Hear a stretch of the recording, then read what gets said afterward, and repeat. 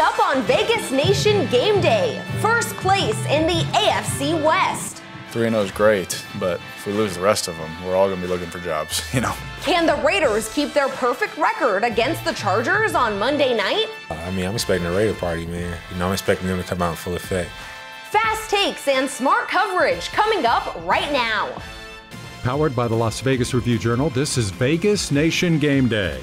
Presented by D&R House of Diamonds, making luxury affordable. Located in the One Summerlin building in downtown Summerlin. Welcome into Vegas Nation Game Day, another marquee matchup on the Raiders schedule. The Silver and Black heading back to their old stomping grounds of Los Angeles to take on the Chargers on Monday Night Football. Our opening drive is brought to you by Capriotti's. There's no better time than game time to score party favorites. Order online to get Capriotti's party trays, boxed lunches, or large subs for the whole crew. Raiders beat writer Vinny Bonsignore here with me now. Vinny, for the first time in his 8-year career, Raiders quarterback Derek Carr has been named the AFC Offensive Player of the Month for the month of September, throwing for a league-high 1,203 yards. This award has been a long time coming for Carr. Yeah, it is, and interestingly, only 3 quarterbacks have won this honor for the Raiders, and 2 of them, Derek Carr and Rich Gannon, both played under John Gruden, so I don't know, connect some dots right there.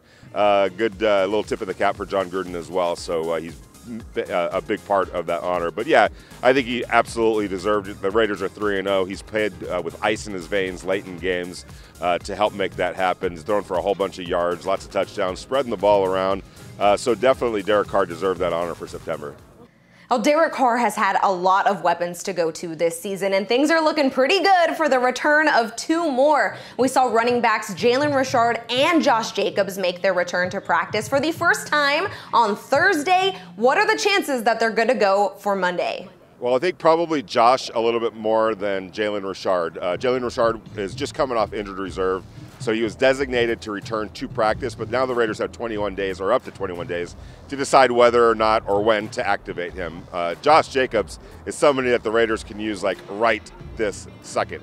And so to see him out there moving around pretty well on the bad ankle was promising, no doubt, for the Raiders. And so he seems to be on track to return to the game day roster against the Chargers on Monday night, but we'll have to see how the rest of this week plays out. But if he can be back for that game, that's a huge boost to the Raiders' run game, which has struggled. They're 25th in the league right now with averaging about 91 yards per game, which is 25th in the NFL. They need to get that way up because a lot of John Gruden's offense is predicated on that run game. Another marquee matchup. We've seen the Raiders have success on Monday Night Football once already this season. How do you see things shaking out versus the Chargers at SoFi? Well, it's a tough football team that they're getting ready to go play in Los Angeles. Been trying to warn Raider Nation. This is not a gimme by any stretch of the imagination. This isn't the old Chargers. This is a Charger team with a great young quarterback in Justin Herbert. I like the coaching that they're getting after making the change from Anthony Lynn to Brandon Staley. And so this is going to be a tough road to hoe for the Raiders. However, they're going to have a decided advantage in terms of the crowd at SoFi Stadium. I'm hearing 70-40 or 70-30, 80-20. We'll see what it looks like at SoFi on Monday night, but that'll definitely give them a big boost and help going out on the road and not having to worry about the normal things you have to worry about in terms of crowd noise when you do play away from home. Flip the Field, brought to you by Pirate Plumbing, the masters of disasters. It's Heidi Fang here, and I'm joined with our Review Journal sports columnist Ed Graney to break down the other side of this Raiders-Chargers matchup. Ed, first of all, we have to talk about Justin Herbert, obviously, entering the elite levels of quarterback play with Mike Williams in tandem. What have you made of this duo, and how hard will it be to stop Justin Herbert? First of all, it's going to be really hard, and the Raiders have to get some pressure on Justin Herbert. They have to continue pressure up front, Heidi, so their back end and their second-level guys don't get in and have to cover all these guys like Mike Williams all day. This is about Justin Herbert. He's top 5 in the league in aggressiveness. What does that mean? He tries to throw a lot of tight windows. He forces balls, but he's also top 4 in longest completion in air, meaning he pushes the ball down the field, so he can be good and bad. Mike Williams has done a great job fitting into the X receiver in Joe Lombardi's offensive system. 22 catches, 295 yards, 4 TDs. He's among the league leaders in all those categories. So this is a really good duo the Chargers have that the Raiders are going to have to be ready for. And it starts with pressure up front from Max Crosby and his teammates up there. Because if they can't get pressure on Justin Herbert, that means the guys back, on the back end have to cover, and that could be a long night perhaps. What else could bring some pressure here to the Raiders, Ed, is a guy named Bosa on the other side with the Chargers playing defense. What do you make of the challenge that he presents for the Raiders? It's a huge challenge, just like TJ Watt was with Pittsburgh, but he went out with an injury.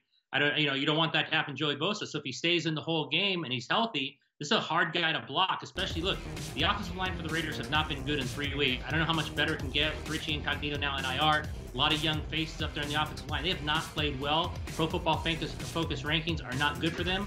So Joey Bosa and the rest of that defensive line for the Chargers was very, very good to cause a lot of problems if the Raiders don't block someone on Monday night. There you have it from Ed Graney, our Review Journal sports columnist. Thanks, Ed.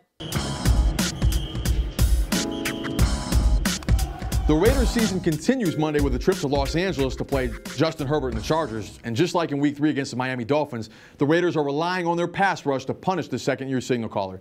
That task this year may be more difficult than it was last season, though. Let's take a look at the numbers. Through 3 games this season, the Chargers' offensive front has done a much better job protecting Herbert than it did in 2020. Opposing pass rushers are generating pressure on 21.3% of his dropbacks this year, a figure that ranks 12th in the NFL thus far per Pro Football Reference. For context, last year Herbert was pressured on 28.5% of his dropbacks, which was the 3rd worst mark in the NFL.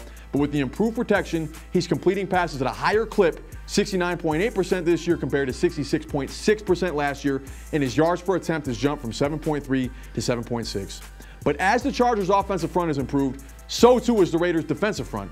Las Vegas is generating pressure on 24.6% of its passing plays, despite blitzing at the league's lowest rate this year, 9.4%. The Raiders last year blitzed on 23.5% of their defensive plays, but still only managed a pressure rate of 23.5%.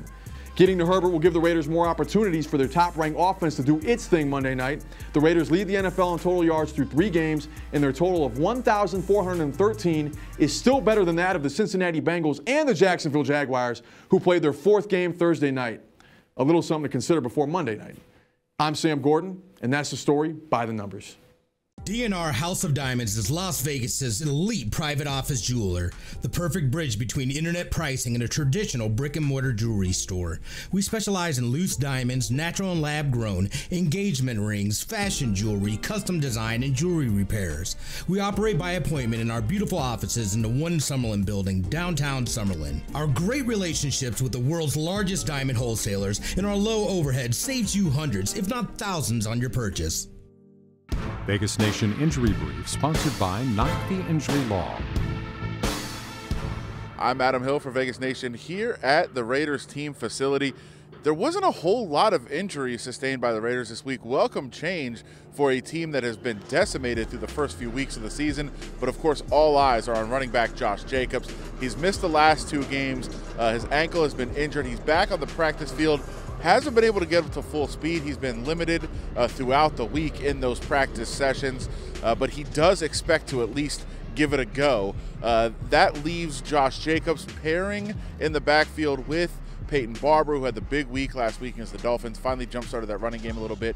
Kenyon Drake will be in his usual role as a receiving back out of the backfield, playing on passing downs. So it'll be interesting to note how those backfield carries are divvied between that group. The Raiders seem to have trust in all of them, and they could let Josh Jacobs come back at a slower pace as he works his way up to speed, knowing that they have trust in those other backs. Also in the backfield, Jalen Richard, veteran running back, been with the Raiders his entire career. He has been on the practice field as well. He's on injured reserve, but that 21-day window is open. They have 21 days for him to practice and decide whether they want to bring him back or not. But that's pretty much the focus of all the injuries this week.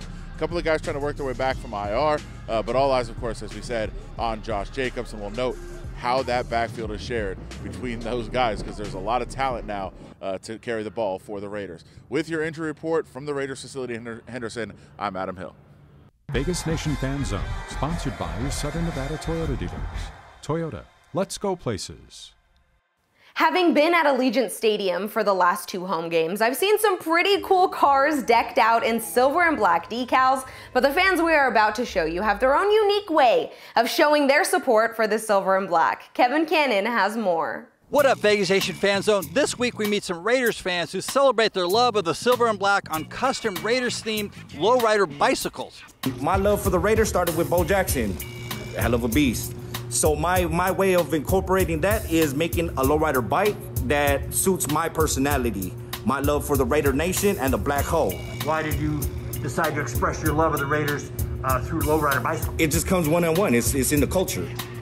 You know what I mean? Me not being from that culture, it was just my upbringing into that culture, and I fell in love with it ever since I was 11. So tell me about your bike. It's a Raiders bike? Yeah, it's a Raiders bike, custom upholstery. It's an all twisted frame lowrider bike. You know, I'm a Raiders fan since I was little. And well, these are the bikes from Vegas. There's Raiders. It's pretty cool. You can ride your bike here to the stadium. Yeah, it's pretty big. I never seen it up close. But what's it called? Yeah, I like it. Thank you so much for tuning in to Vegas Nation Game Day. We hope you join us for Vegas Nation Game Day live at 3:45 p.m. on Monday. The Chargers hosting the Raiders in what could be another home game for the Silver and Black on Monday Night Football. For our entire Vegas Nation crew, I'm Cassie Soto. We'll see you on Monday. It was another home game. You always looked at it as another home game, and that's no disrespect, it's just a fact. I fully expect Raider Nation to, take over the majority of the stadium again. They usually do. Some of those Dolphin fans snuck into our stadium last week. Perhaps Raider Nation can make a stand down in LA. We look forward to seeing the fans, obviously, and it'll be a great game, as it always is. Great rivalry. Vegas Nation Game Day, presented by DNR House of Diamonds, making luxury affordable. Located in the One Summerlin building in downtown Summerlin.